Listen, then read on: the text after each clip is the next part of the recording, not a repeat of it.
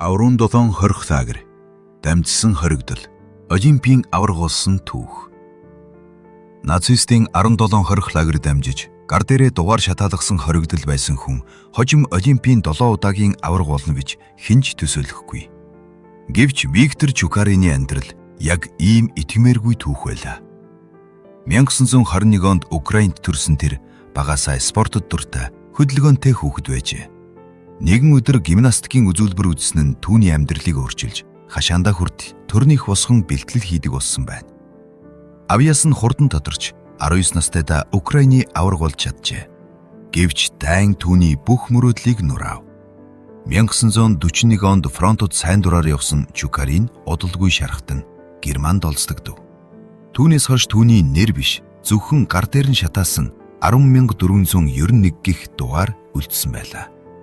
Тэр Герман, Польш, Австри зэрэг орнуудын 17 хорих лагер дамжсан бөгөөд хамгийн аимшигтай нь Бухенвальд байв. Өдөр бүр чулуу зөөж, өлсөж, зодуулж, үхэлтэй нүүр тулдаг байсан ч Виктор сэтгэлдээ нэг зүйлээ алдаагүй. Тэр шөнөөр Герман гимнастуудын хөдөлгөөнийг нууцаар ажиллаж, дасгалуудыг тархинда давтан хийдэг байжээ. Нэг өдөр дахин спортоо эргэн орно гэдэг итгэл нь түүнийг амьд авч үлдсэн юм. Дайны төгсгөлд нацистууд хоригдлуудыг тесрэх, бодистой завин дээр ачиж устгахыг завдсан ч холбоотны цэргүүд санамсаргүйгээр аварсан байна. Ийхүү Чукарин өгхийн ирмэгээс дахин молдорчээ. Их нутагтаа буцаж ирэхэд нь тэр ердөө 40 кг жинтэй арга яс шиг турсан байв. Ээж нь хүртэл анх тань чадаагүй бөгөөд зөвхөн бардаа авсан толгоон сорвер нь хүүгээ гэдгийг мэдсэн гэдэг. Ойр дотных нь түүнийг дахиж спортод орж чадахгүй гэж бодсон ч Виктор бууж өгсөнгүй.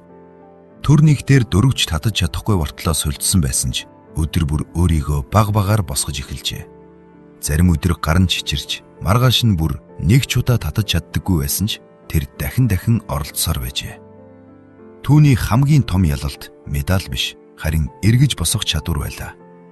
Өдөр шөнөгүй бэлтгэл хийсний эцэст тэр дахин зөвлөлтийн аварга болж, удалгүй улсын шигшээ багийн ол тамирчин болсон байна.